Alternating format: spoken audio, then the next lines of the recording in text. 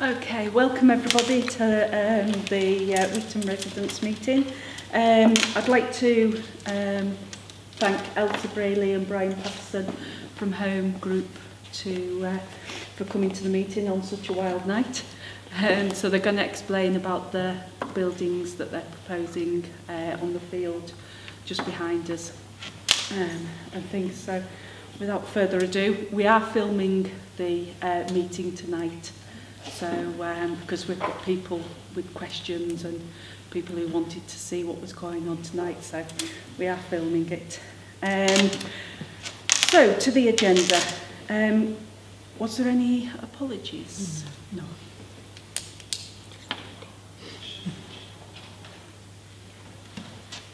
Okay, I'd like to thank everybody for coming. So the minutes of the meeting, last meeting, unfortunately we had problems opening them, but hopefully everybody's had a quick read through, and I think they're generally all right. I can't see anything that needs changed or anything too much. Yep.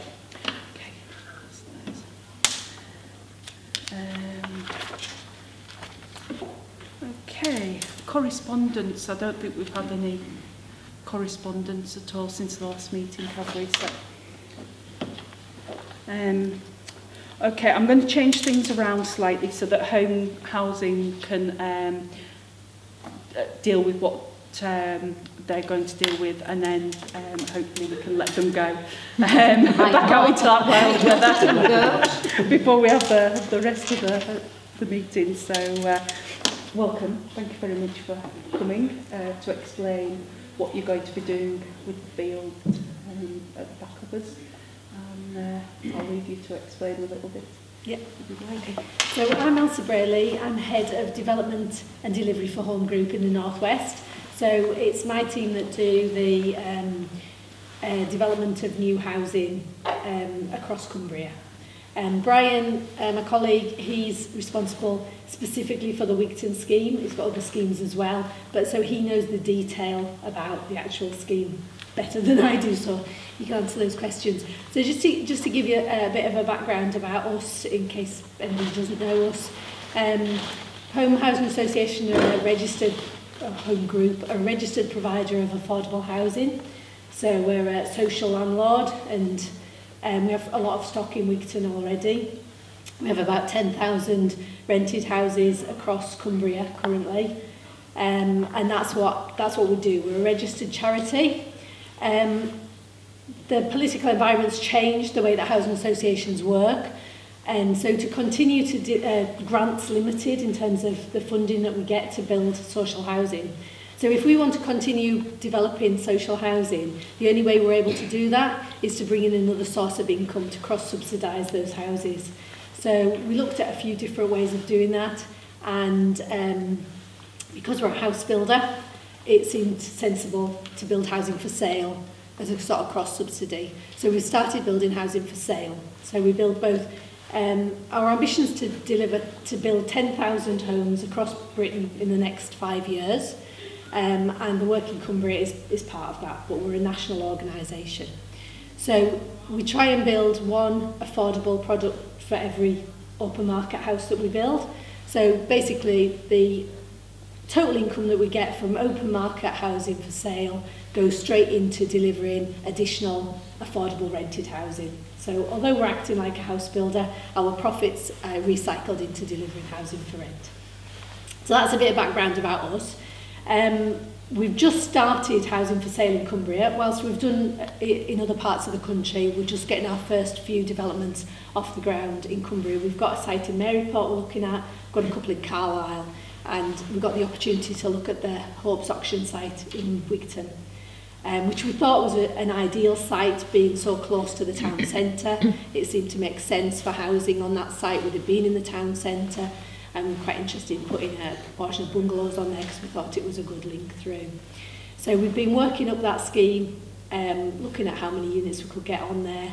Although it had been highlighted, part of it in the local plan for housing delivery, we were looking at whether we could put more units on there, and we've been working with the local planning authority and working up a scheme.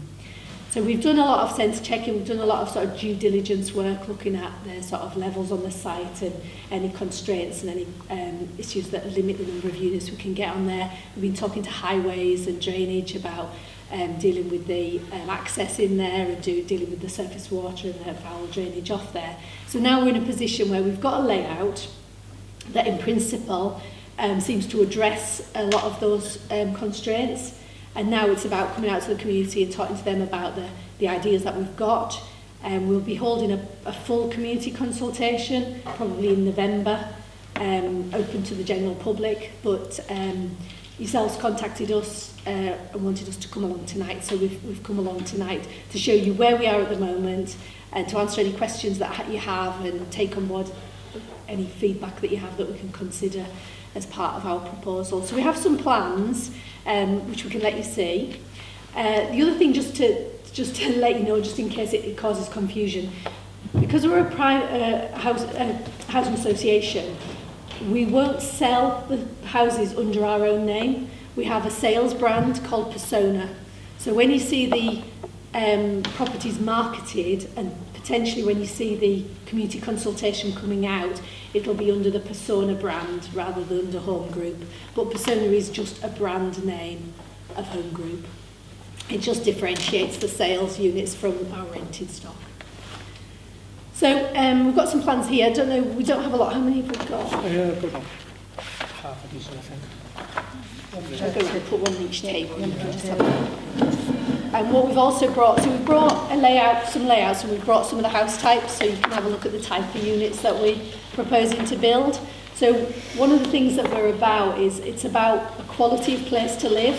So it's not just about cramming as many units on as you can. It's about creating places to live, and we consider where you live within the overall estate to be important.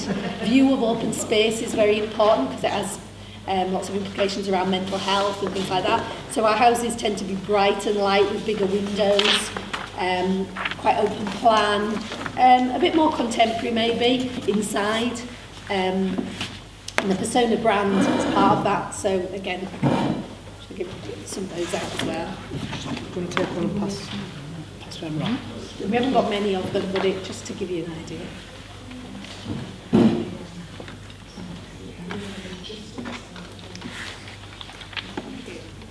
I didn't realise it was related to the back. Just to the didn't realise this. 110. So there's 110 units on the site, the plan that you've got, and of that, there's how many? 25% of those will be affordable, so that's 27 in total. And out of those 27, there's the way the planning laws work, 25% of those will be offered to the market as a discounted sale product, and the other 75% would be a rented product, which Home Group would keep to rent out to our customers.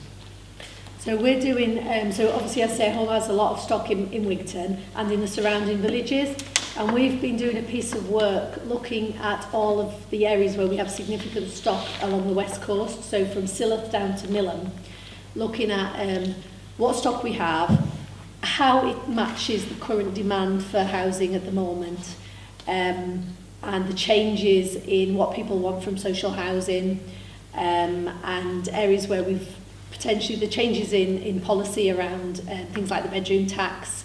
So we have a lot of 3-bedroomed houses, for example, in Allerdale, and demand for 3-bedroomed houses has dropped off following challenges around the bedroom tax. So some of the things are, so when we're doing new schemes like this, it's looking at whether we can provide bungalows, whether we can provide 2-bed houses, things like that, to get the balance of housing that we have a bit better.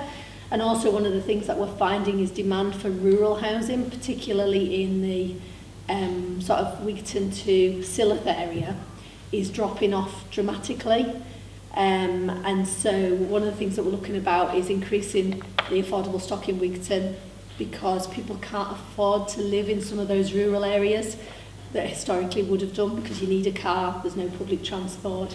So we're looking at our sort of stock across West Cumbria as part of a big overarching regeneration strategy, and this site sort of fits into that in seeing our growth in Wigton, and looking at some of the other stock that we have across the town. So this is for the whole of the house option site? Yeah, this plan here doesn't show the front bit, the very front section.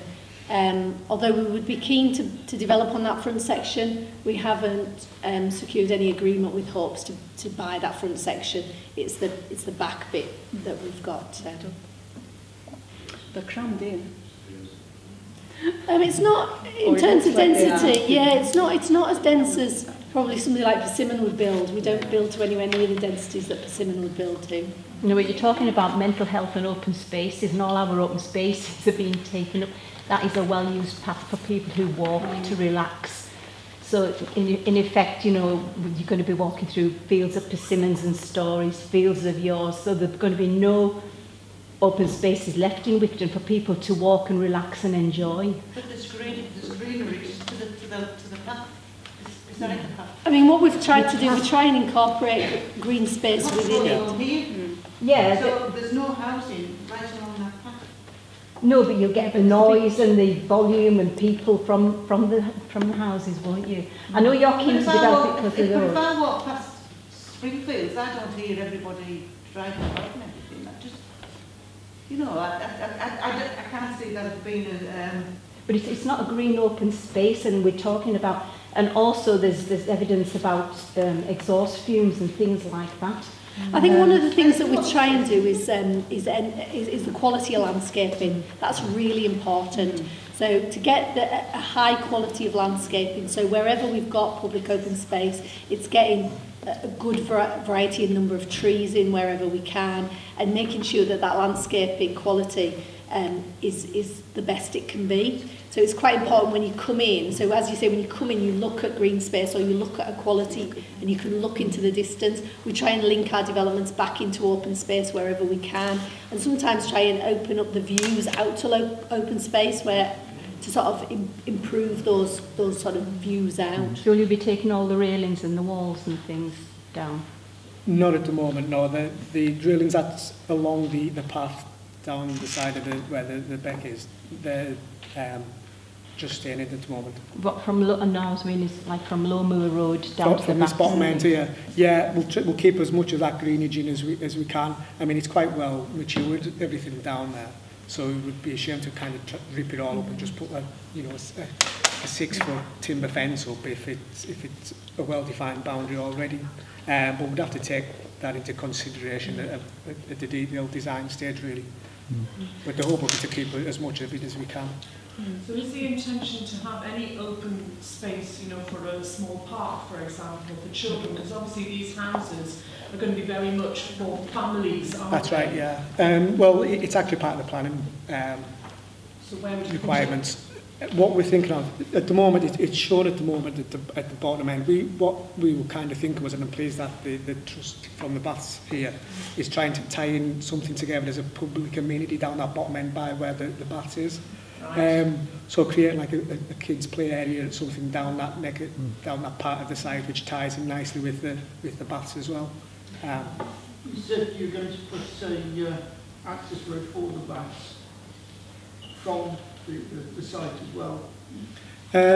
No, we haven't shown an access road from the path. It's quite difficult just with the levels on the site, getting a road down from that road that's coming through down to the Baths, actually. Well, I thought that was part of the way you got planning, was to have a road. We haven't got planning on the site yet. A road and a car park. That's not. No, the discussions we had with Hopes was to provide some parking for the Baths, which is something that we were looking to be doing. Excuse me, you just said you're going to open up the views. You said that. I said that's one of the things that we try and do wherever we can. Right, you just look at your map and see where there's a house called Cumbria. You're certainly not going to open up the view for that, Yeah. To the Baths. To the Baths bit first, please. We've had a meeting, I've had a meeting with Hopes, I've had a meeting with Hopes, and we're trying to get a meeting with Home as well. Yeah, I've actually been trying to get in touch with you guys, so there's some places. Yeah. For the Baths to carry on being successful, for the whole town, Yeah. we need that access road into there. and yeah, car park is a secondary idea. But we are providing community service the whole time, so we do need to get together and have a chat about that. The whole thing about getting the access road through there, it's the amount of traffic and the amount of vehicle trips that it takes to get to the public baths from there, as well as the housing, which is something we need to consider in the transport strategy. So there is a bit more work to do on that. I agree with you there. We'd be glad to the come and speak road to going you. in is going to allow for at the minute we've trebled the footfall of the baths, and the cars are coming up over the Stony Banks hill, and it's narrow, it's like this, and you can't get past St Cuthbert School, come to the school, and then they're going back, there's cars coming up, and those children have to go right up against the wall like that. Yeah, I've drove up there. It's and that is why it's imperative that we get this road in.